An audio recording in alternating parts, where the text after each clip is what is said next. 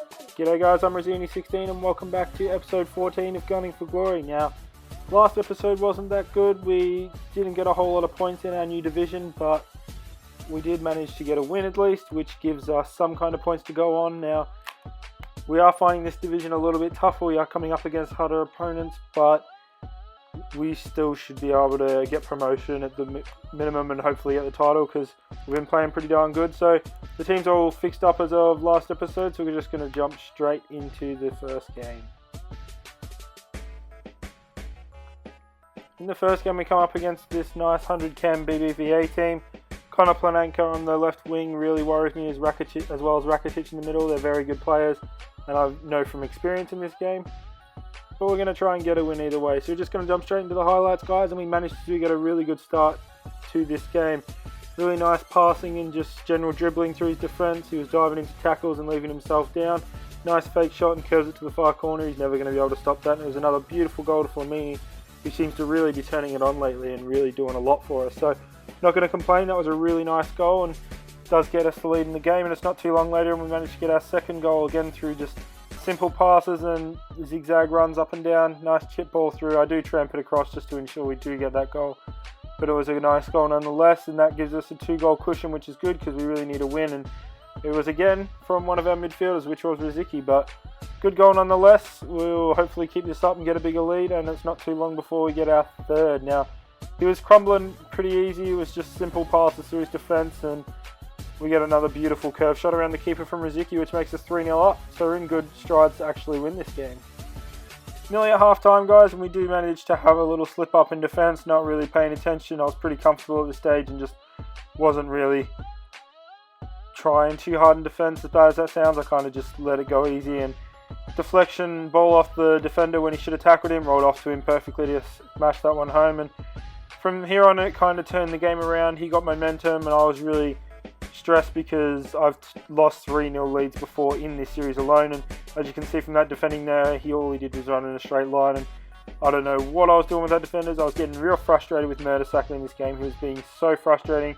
He wouldn't stay where I wanted him to, and he was all over the shop, and it was just incredibly frustrating. But hopefully we can still pull this match back. We have given away a 3-goal lead. We're going to jump into half time, guys, and you'll see the stats. It's pretty even, although I felt like I was in control until the last 10-15 minutes, and the defence was really struggling and it's really frustrating me. So maybe at the end of this episode we'll be investing in a new defender, as I definitely need to strengthen up that defence.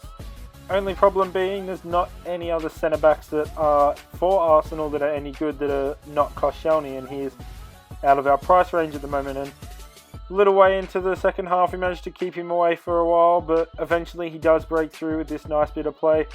Again, Mertesacker should have got the tackle there, but just absolutely frigged it up, and just getting really frustrated with him. I want to just, even if I have to buy a left back or a right back and play one of them out of position, I just need to get rid of him. He's terrible with pace and keeping up with the player, and twice this episode he's tackled someone and it's ended up being turned into a goal because of the fact he hasn't done it properly. And we get a nice couple of runs towards the end of the game that probably should have got us a goal to get us over the line, but we didn't manage to get it, and that is going to bring the game to a close at 3-3.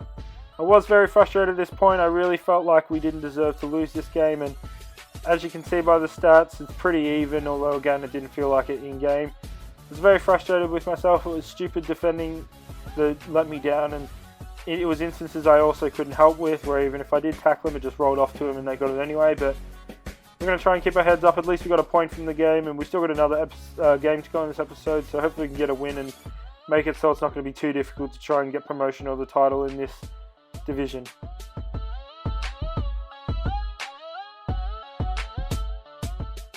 Jumping into the second game for the episode, guys, and we come up against this really nice hybrid that's a Portuguese / Barclays Premier League / Liga 1, so really nice players in there. I really like his team. I rate it. It's got some very nice players in there. Hopefully we can go out and get a win because we really need it to try and secure some kind of decent run in this division. And we haven't had the best of luck in the previous episodes, but this game was a really good game. This guy was genuinely good. I had control for maybe the first 30 minutes of the game, if that, and then the game started to get really intense as he did come back into the game. But not too long into the game, we do manage to get this really nice goal. Probably shouldn't have deserved it. Deflection off players, come back to me. and I got the nice run on in goal and smacked it to the far corner with Gabriel. It was a nice goal, but I probably didn't deserve it that much, but we're going to take it anyway, because we have had so many goals have been scored on us that shouldn't have been scored. But not too long later, he does equalise it with a really nice piece of play. As I said, he was a decent player. I don't want to take anything away from him. He was absolutely magnificent the way he played. You could tell he was on his way up through the divisions as well, because he's better than the likes of the players we've played in the last few matches. But for once, my players didn't play like absolute spastics in this, and we actually had a really nice, decent game. It was really back and forward, and a lot of the game was in the midfield.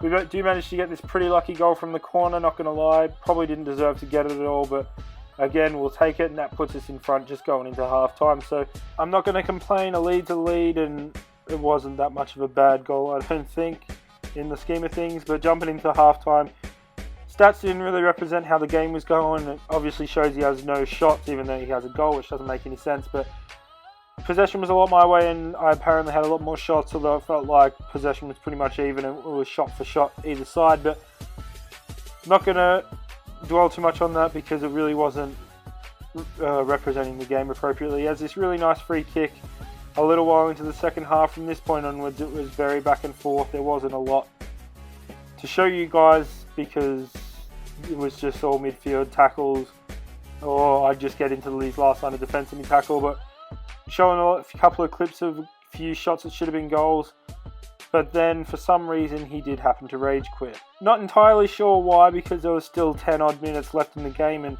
he was being pretty dominant at that point, so I thought that he was actually going to come back and draw it, if not win it. But not going to complain, we'll take it. It puts us on 8 points, which means we've got 5 games to try and get the points we need. But as I said, we were really struggling in defence this game, and I was getting frustrated with Mertesacker, so I do go ahead and buy Nacho Monreal. So whether I can play him in the middle or swap him with Gibbs and play Gibbs in the middle, I don't really mind. I just really want to get Mertesacker out of the team unless I absolutely have to use him. But that is going to bring our episode to a close. I'm obviously just going to fix the fitness of the players for next episode, so we can jump straight in, as well as add Monreal into the side. But starting to get there. We only need probably 5, 6, 7 more players, so we're not going to be that far away. But that is going to draw this episode to a close. So thank you all for watching, and we'll see you tomorrow for the next one. Thanks very much, guys.